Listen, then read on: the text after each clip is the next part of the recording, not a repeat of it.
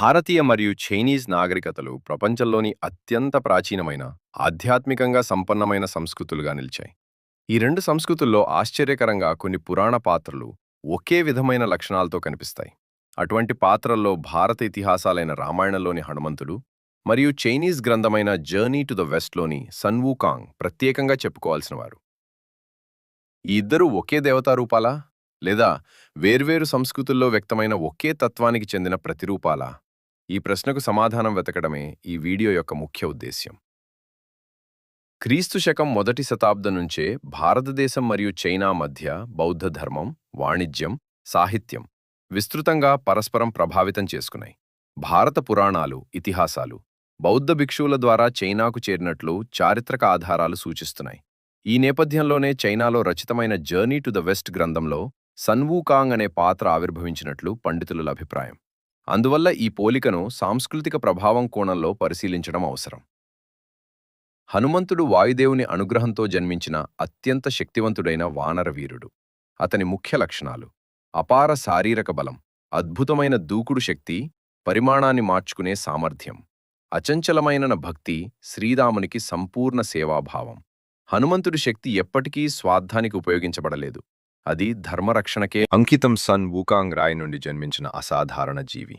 అతని ముఖ్య లక్షణాలు: అపార బలం, ఆకాశయానం పరిమాణ మార్పు శక్తి, మాయాదండం రూయి జింగూబాంగ్.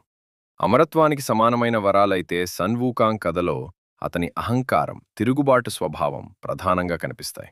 దేవతలతో పోరాటం, స్వర్గాన్ని సవాల్ చేయటం అతని వ్యక్తిత్వంలో భాగమే. సమానతలు: కోతి స్వరూపం, అపార శక్తి, అద్భుత దూకుడు, అసాధారణ ఆయుధ వినియోగం. భిన్నతలు: హనుమంతుడు భక్తి, వినయం, సన్ వూకాంగ్ అహంకారం, స్వేచ్ఛ కోరిక. హనుమంతుడు సేవ ద్వారా మహిమ, సన్ వూకాంగ్ నియంత్రణ ద్వారా మార్పు. ఈ భిన్నతలే రెండు సంస్కృతుల తత్వాన్ని ప్రతిబింబిస్తాయి. ఇక్కడ ఒక తత్వపరమైన ఆలోచన ఉద్భవిస్తుంది. ఒకే దేవతా ఆర్చ్ టైప్ వేర్వేరు నాగరికతల్లో, వేర్వేరు మార్గాల్లో వ్యక్తమై ఉండవచ్చా? ఒక సంస్కృతిలో శక్తి భక్తిగా మారితే హనుమంతుడు, మరో సంస్కృతిలో అదే శక్తి నియంత్రణ ద్వారా శుద్ధి పొందితే సన్ వూకాంగ్. ఇది అక్షరాలా ఒకే దేవుడు అని కాదు, కానీ ఒకే తత్వానికి చెందిన రెండు సాంస్కృతిక రూపాలు అని భావించవచ్చు.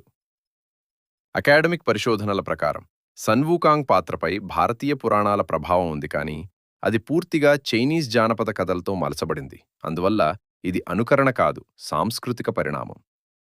హనుమంతుడు మరియు సన్ వూకాంగ్ అక్షరాలా ఒకే దేవుడు కారు, కానీ వారు ఒకే శక్తితత్వానికి చెందిన వేర్వేరు సాంస్కృతిక ప్రతిరూపం. హనుమంతుడు మనకు నేర్పేది శక్తితో పాటు వినయం. సన్ వూకాంగ్ నేర్పేది శక్తితో పాటు జ్ఞానం. ఇదే ప్రపంచ పురాణాల గొప్పతనం. ఈ పోలికపై మీ అభిప్రాయం ఏమిటి? మీ ఆలోచనలను కామెంట్లో పంచుకోండి. ఇలాంటి పురాణ విశ్లేషణల కోసం సనాతన వైబ్స్ ఛానల్ను సబ్స్క్రైబ్ చేయండి.